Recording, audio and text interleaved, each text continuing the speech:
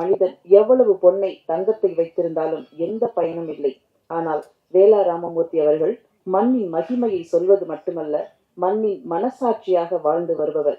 குற்றப்பரம்பரை, குருதியாட்டம், பட்டத்து யானை என்று அந்த மண்ணையும் மக்களையும் எழுதி எழுதி நமக்கு பெருமை சேர்த்து வருகிறார். எல்லாரிடமும் சென்று சேர்ந்திருக்கிறார். வீராயி மக்கள் என்ன சொல்ல வருகிறது?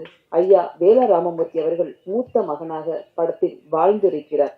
எப்போதும் எல்லாருக்கும் பிடித்த, ரசித்த எழுத்தாளர், நடிகர் வேலா ராமமூர்த்தி அவர்களை உங்கள் முன் பேச அழைக்கிறோம்.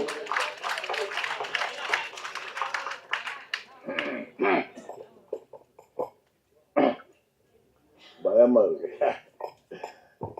எல்லாருக்கும் வணக்கம். முக்கியமா பத்திரிகை ஊடக நண்பர்களுக்கு என்னுடைய பணிவான வணக்கம்.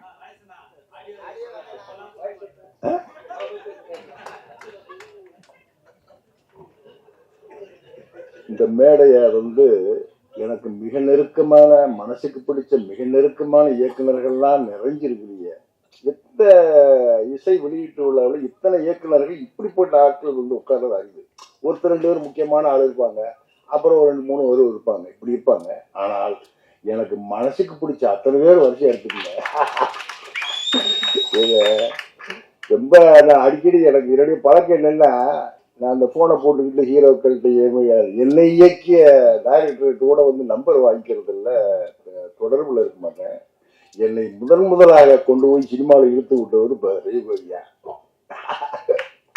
என்ன மிளகாயின்னு ஒரு படத்துல எங்க ஊருக்காரரு, அவங்க அம்மா எங்க ஊரு, அம்மா பிறந்து திருநாளி, எங்க ஊரு. இப்போ வீராயி மக்கள் பேசின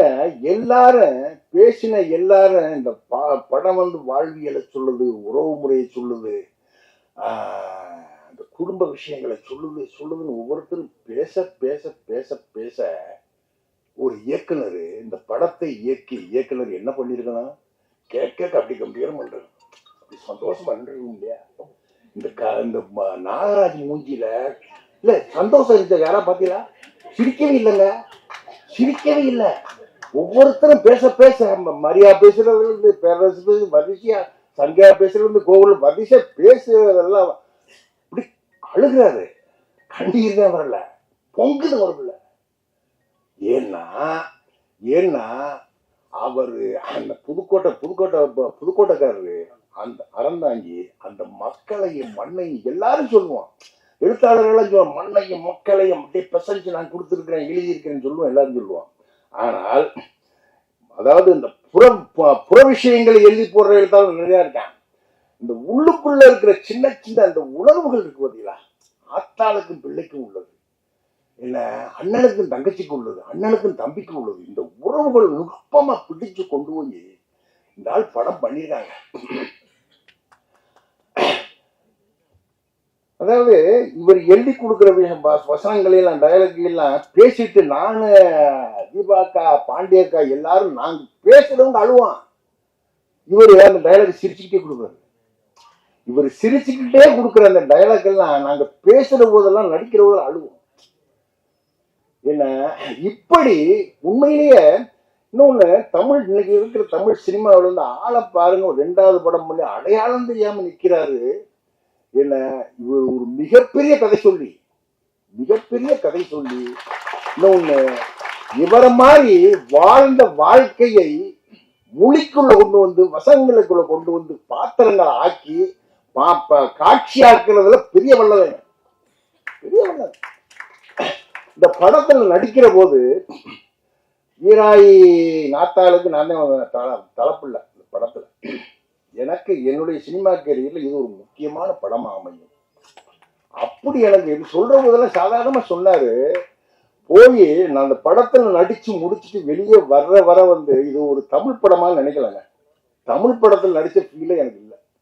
ஏதோ ஒரு மலையாள படத்துல, ஒரு பெங்கால் படத்துல, ஒரு ஈரான் பிலிம்ல பண்ண மாதிரி ஒரு ஆர்ட் வேலை இல்லை. இந்த படத்துல செட்டுக்கு வேலை இல்லை, காஸ்டியூம் வேலை இல்லை. பெரும்பாலும் நாங்க எல்லாரும் ஓன் காஸ்டியூம் போட்டு நடிச்சிருக்கோம்.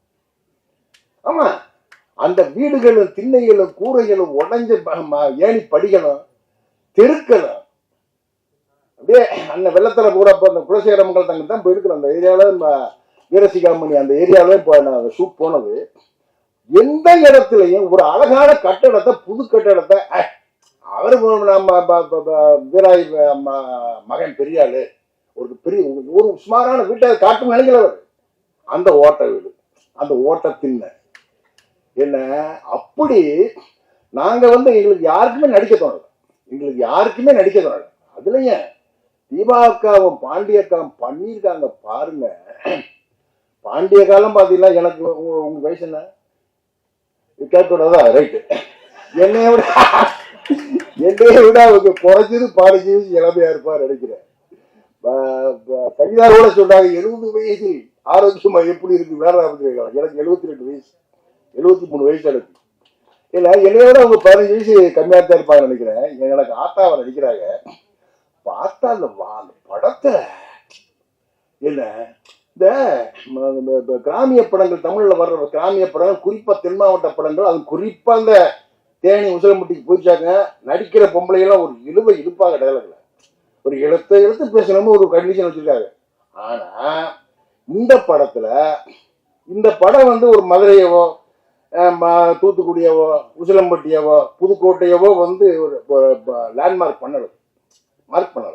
புதுப்படம் நடிச்சிருக்கோம். ஆனா தெக்கத்தி தமிழ். ஏன்னா இந்த பாண்டியக்கா பேசுற டயலாக் எல்லாம் பாத்தீங்கன்னா அப்படி உயிர்ல இருந்து ஏப்பா முத்தவனே ஏண்டா வேண்டாம்டா இல்ல கேட்கிற போது நமக்கு உருகும். எனக்கு சொல்லவே வேண்டியது இல்லை. என்ன நான் இத்தனை வருஷம் கேட்டதில்ல, 10 வருஷத்துக்கு 11 வருஷம் நடிச்சுட்டு இருக்கேன் சினிமாவில். இத்தனை படங்கள் இத்தனை படங்கள் நடிச்சிருக்கல. நான் கிளிசரின் போட்டு நடிச்சதே இல்லை. பார்த்தேன் அந்த சீனுக்குள்ள போக அப்படின்னு நினைச்சோம். நான் கண்ணீர் வந்துடும். இல்ல நான் கிளிசரின் போட்டதே இல்லை. பாண்டியக்காவும் அது தீபாக்காவுக்கு எனக்கு ஒரு சீன் இருக்கு இந்த படத்துல. என்ன போட்டியான் நானாண்டியான்னு பாக்குறோன்னு பார்த்தான். அந்த சீன்ல எல்லாரும் வருது தட்டி விடுவேன். இல்ல அப்படி ஒரு சீன் நானு சும்மா தீபாக்காவும் பாண்டியக்காவும் பேசி பெருமைப்பட்டுக்கிற விஷயம் உள்ளது.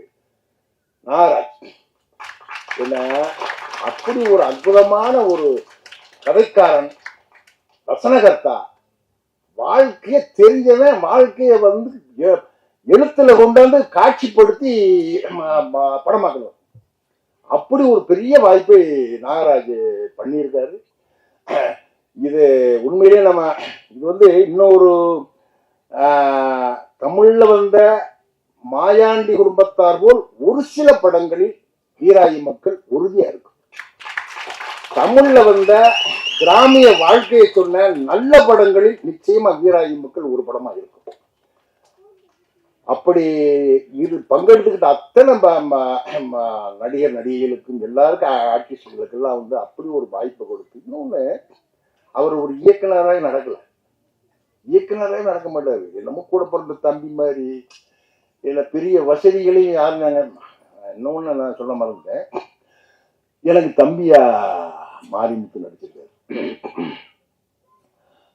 வீரசிகாமணிங்கிற ஊர்ல ஒரு ஹோட்டல்ல தங்கியிருக்க. 2 பேரும் ஒரே ஹோட்டல், ஏத்து ரூமு. ஒரு கார்ல தான் டெய்லி ஷூட் போவோம். ஒரு கார்ல நான் முன்னாடி பின்னாடி இப்போ டெய்லி அதெல்லாம் போயிட்டு வருவோம். ஒண்ணும் பண்ணா இருக்கும். படத்துலையும் பாத்தீங்கன்னா அண்ணன் தம்பி என்ன நாத்தா செத்து கொண்டு போய் புதைச்ச சுடுகாட்டுல போய் நான் அவரை விட்டுருக்க மாட்டேன். வீட்டுக்குள்ள கேரகார வீட்டுக்குள்ள எனக்கு தெரியாம பின்னாடி போய் இந்த புதைச்ச புதவுலியில அந்த புதமேட்டுல கம்மாயில மாரிமுத்து ஆடுவார்.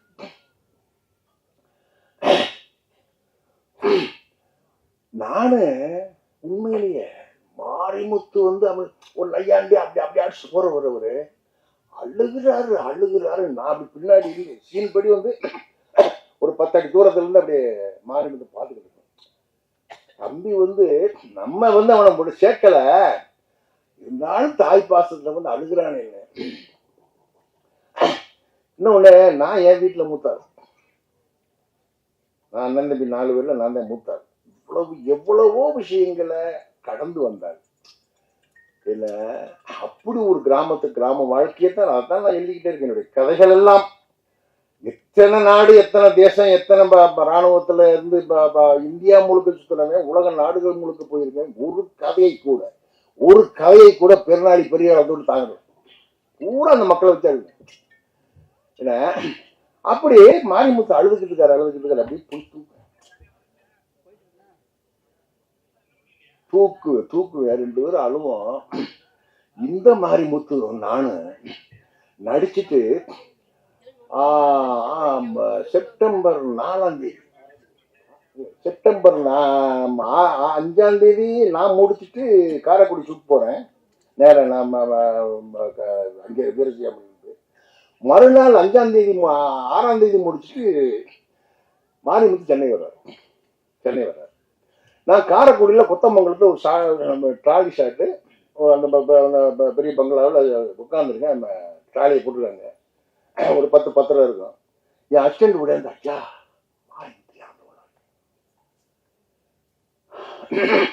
2 பேரும் நாங்க ஒரு நடிச்சு சந்திச்சு ஒரு 8 மாசம் 10 மாசம் 1 வருஷம் ஆயிருந்தா பெருசா தெரிஞ்சிருக்காது எனக்கு.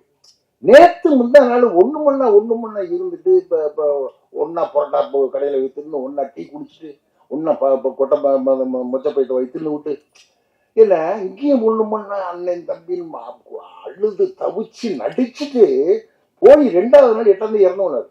காட்டேன், எனக்கு உயிரே போயிடுச்சு. எனக்கு டயலாக் வருதில்லை. நீ சாப்பிட்டு ஆக்ஷன் டயலாக் வரல. அப்படி என்னுடைய அருமை நண்பர், அவருடைய சாவு தமிழகத்தையே உலுக்கியது. அந்த சாவு என்ன ரொம்ப உலுக்கிடுச்சு. அவரு மாரிமுத்தோட இன்னொன்னு, மாரிமுத்து நடிச்ச கடைசி திரைப்படம் இதுதான். முடிச்சுட்டு வந்தாரு, டப்பிங் போனாரு, எதிர்நீச்சல் டப்பிங் போனாரு, இறந்துட்டாரு. என்ன, அவர் ஒரு அற்புதமான நடிகன். அவருடைய பங்களிப்பு எல்லாம். இன்னொன்னு, எப்படித்தான் இந்த நாகராஜ் எப்படித்தான் திட்டம் போட்டாருன்னு தெரியல. கரெக்டா அந்த கேரக்டர் ஏத்த ஆர்டிஸ்ட் பிடிச்சு போட்டார். அப்படி பிடிச்சு போட்டுருக்காரு எல்லா பேரும். செந்தி இருக்காங்களா? போயிட்டாங்களா? செந்தி எல்லாம் தீயா இங்க போயிட்டாங்களா? அப்படியா? மாரிமுத்தோட ஒய்ஃப செந்தி நடிப்பாங்க பாருங்க. அந்த குடும்பத்தை கலைச்சி விடுற கும்பலை. ஆமா, பார்த்தா உண்மையிலேயே எனக்கெல்லாம் அவ்வளவு உண்மை சினிமா கோவம் வராது, உண்மையான கோவம் வருது. அப்படி பேசுறது எங்க, அப்படி எல்லாரும் வாழ்ந்திருக்காங்க. நானும் அதுல இருக்கிற முக்கியமான கதாபாத்திரமா.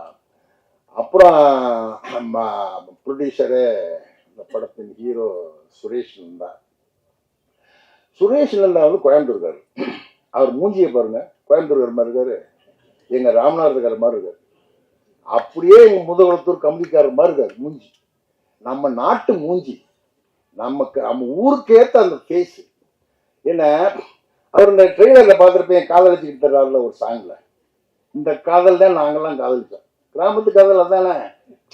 அந்த இதுல பாருங்க நீங்க, இப்படி 2 பேரும் அந்த ஹீரோ அந்த பொண்ணு வரலையா? இல்ல, 2 பேரும் அப்படி போய்கிட்டே இருக்காங்க, நடந்துகிட்டே இருக்க எப்படி இருக்காங்க. எந்த இடத்துலையும் தொடல. ஒரு இடத்துல அப்படி தொடுவோம், பாரு சல்லுன்னு நாங்க பாம்புல சல்லுன்னு திரும்போம். அதுவரை சிரிச்சுக்கிட்டே கூடமான அலைஞ்சுக்கிட்டே எரியுது, காதலிச்சுக்கிட்டே தெரியுது. இப்படி தொட்டவொன்னு அப்படி பாம்பு மாதிரி செய்யும். அதுதான் கிராமத்துக்காக.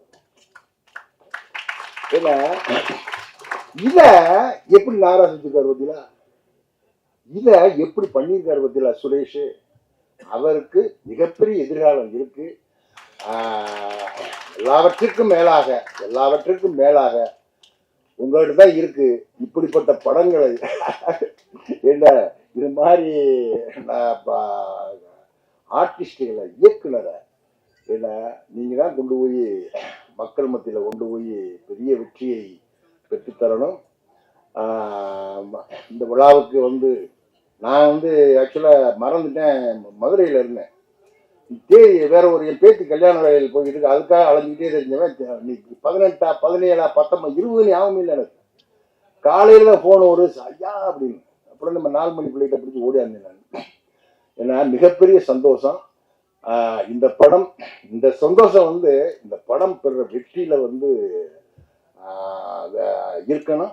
அதற்கு உங்க ஒத்துழைப்பு எல்லாம் வேணும். உங்களுடைய வாழ்த்துக்களும் அன்பும் வேணும். எல்லோருக்கும் நன்றி, வணக்கம்.